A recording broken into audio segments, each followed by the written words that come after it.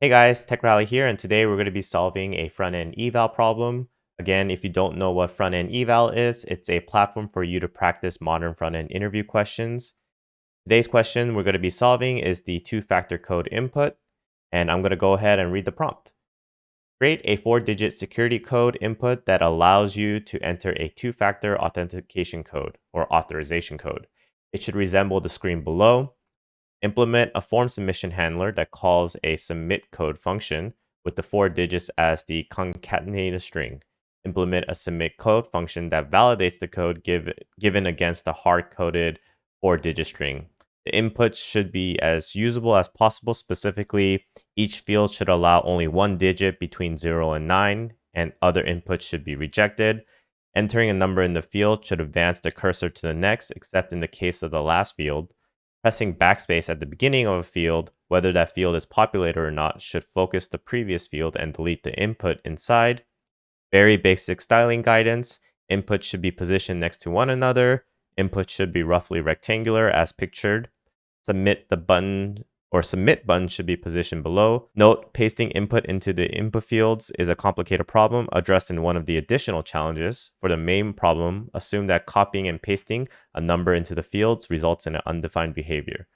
So essentially, it looks like we're going to have to create 4 input fields and a submit button, and there's going to be a lot of user key logic that's going to be happening to make sure when you select or add a number, then it goes to the next field. And we also have to make sure that once you're at the end, it doesn't go anywhere else, or if you're at the beginning, it doesn't go anywhere before. And it also looks like we need to address somehow the lettering. So let's just do it step by step. I think the first thing that we're going to do is we're just going to create these input fields and just style it very quickly. So here, I'm going to do a form.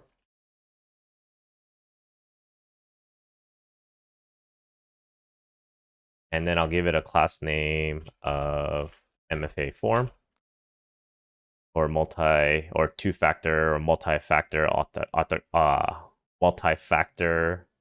class name. And here we're going to give it 4 inputs, or 3 inputs, I apologize, or 4 inputs.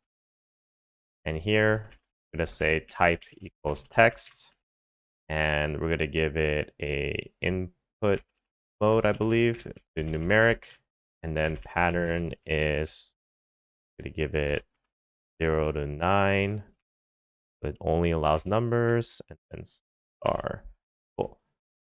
And let's actually give this a class of MFA field. That. And let's see. I'm going to have to do this 4 times. Folios. I love autocorrect. And the next thing we're going to do is let's just give this a div. We put all of the input fields in there. And we'll do a class equals MFA row. And here, let's just give it a button.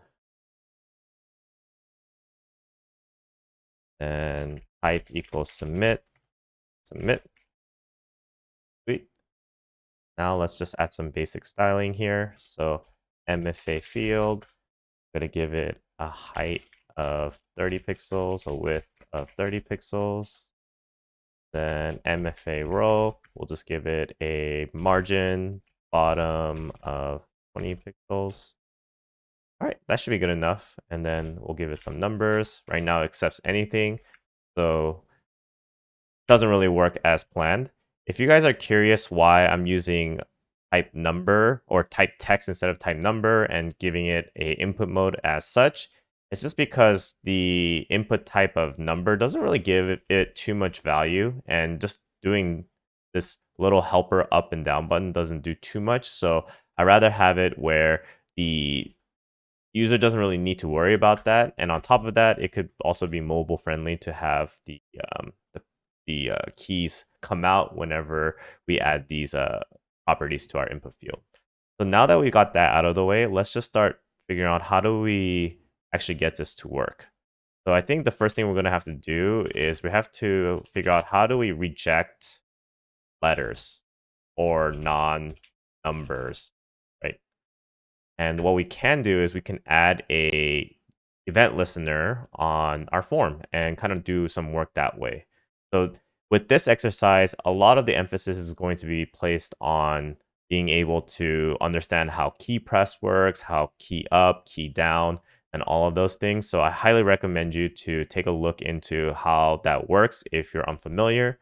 So the first thing I'm going to do is I'm going to say document.querySelector, and we're going to select the MFA form. And then we're going to add an event listener, and we're going to do a key press.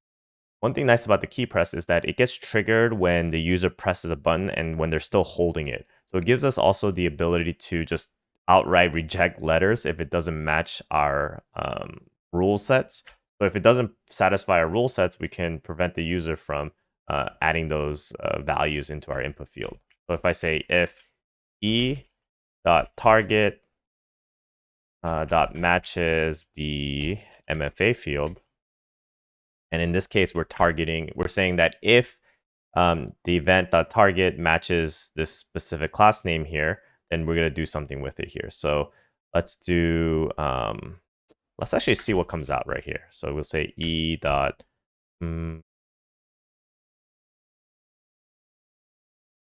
e maybe. Let's just see what comes out here. So if I do 2, it'll be 2, 3, 1, 4. Exactly, right? So with that in mind, now that we know that we're in our conditional, we have to make sure that this conditional says that we can't allow non-numeric numbers. And this is where we can use regex.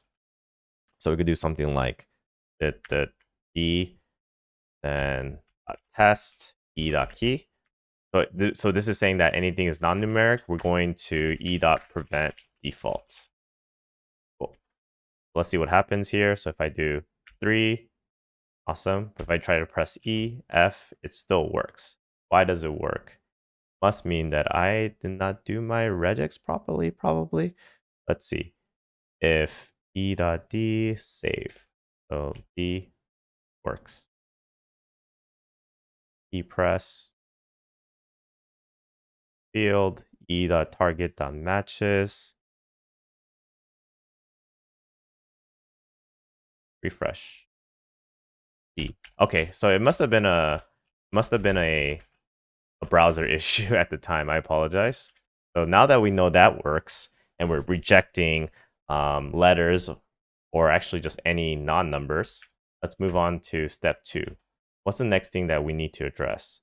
Next thing we need to address is how do we make sure to go to the next value when the user presses a number here and it just automatically goes to here, and then now it gives us the ability to add a different number and then it automatically goes here.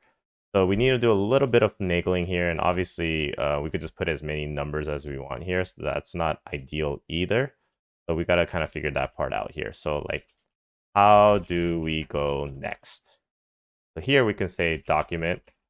Actually, before we do that, what we need to do is we need to get all of our inputs. So inputs equals document query selector all, and we could just look for the MFA field.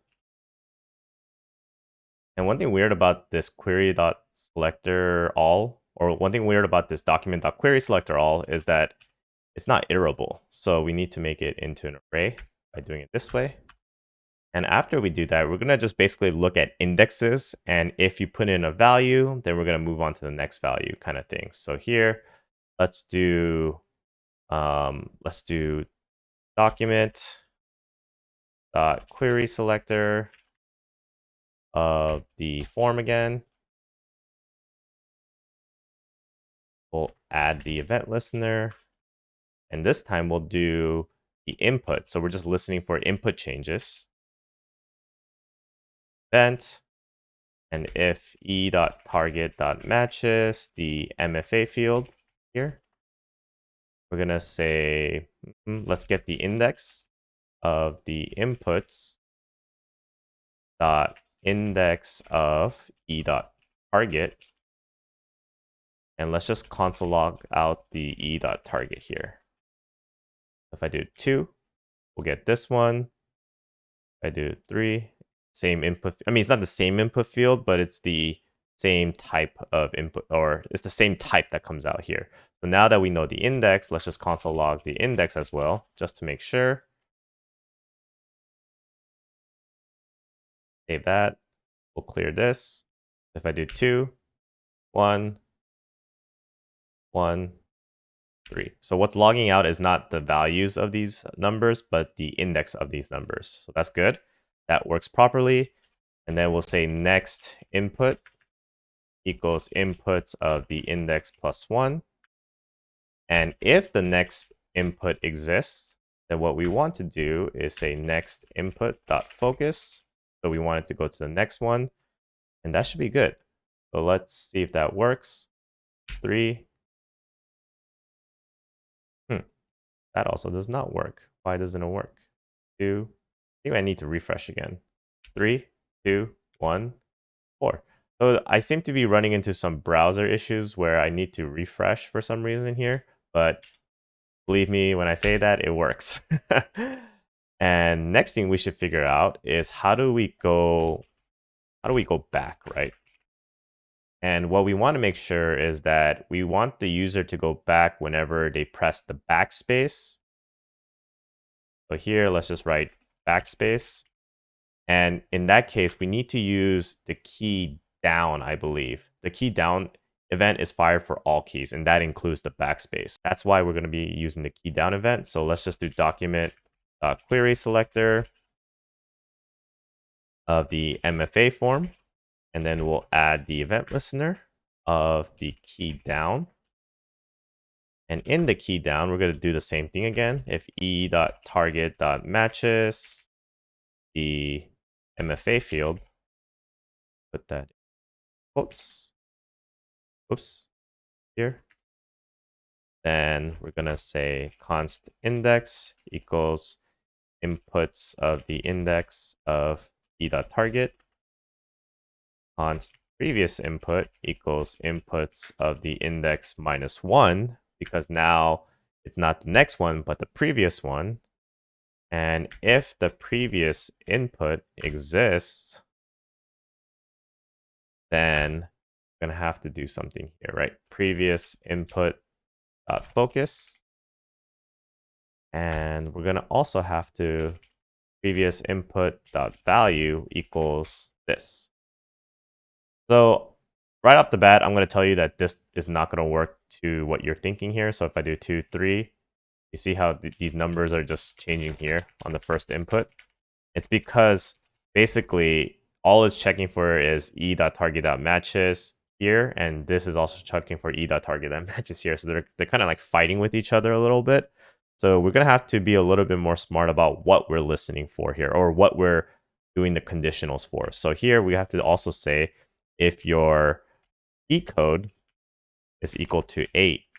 And no, I did not memorize this. This is just something that I expect an interviewer to kind of give you. But this is the key code for a backspace.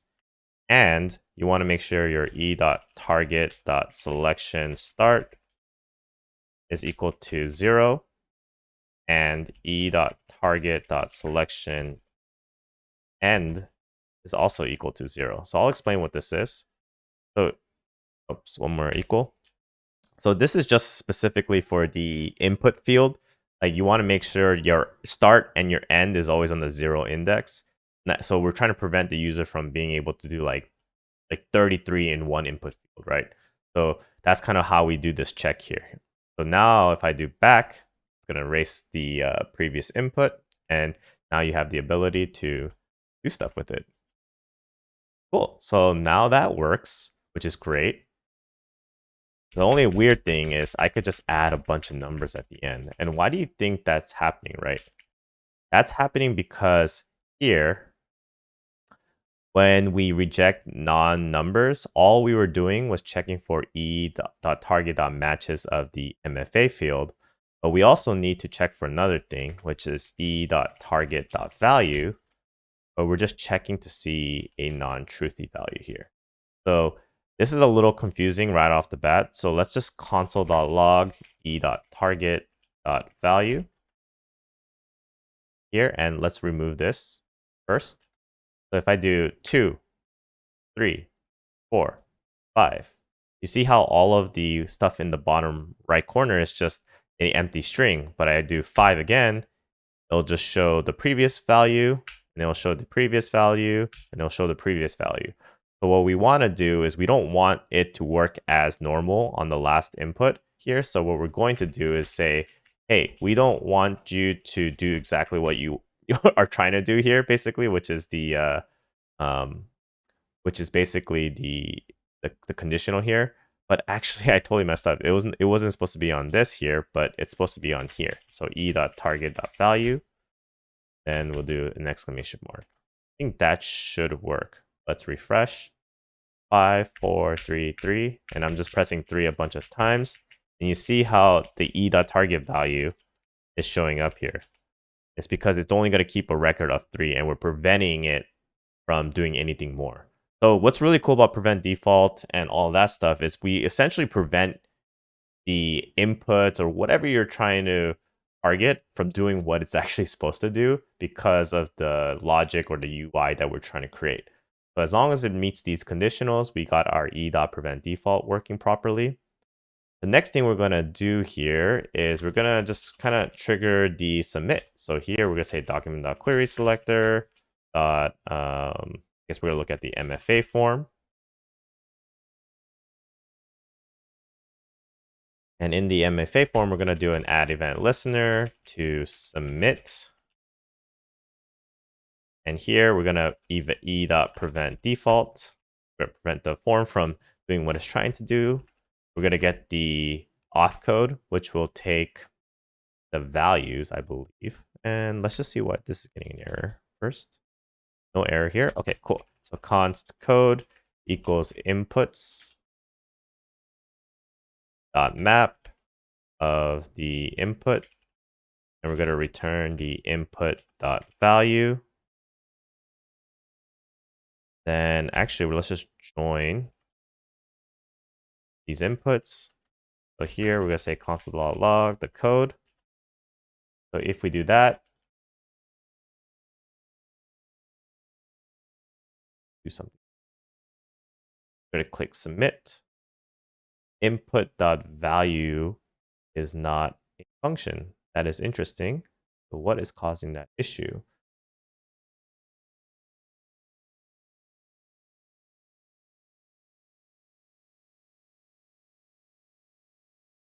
Let's see what output comes here. Console.log the code. 5. Fresh. 5. 4. Hit. All right, it comes out in a array of strings, which is what I want. Let's get rid of this console log. Then I guess I could just do a join at the end. I think I might have done the join inside of the map function, which is not what we want to do. Cool. 5, 2, 3, 4.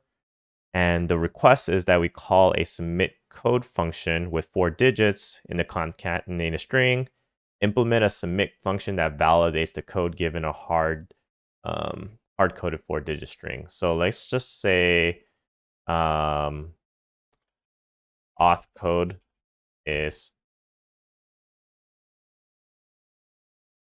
1, 2, 3, 4. And then we'll call a function called submit code of the code. Function submit code of the code. If code equals auth code,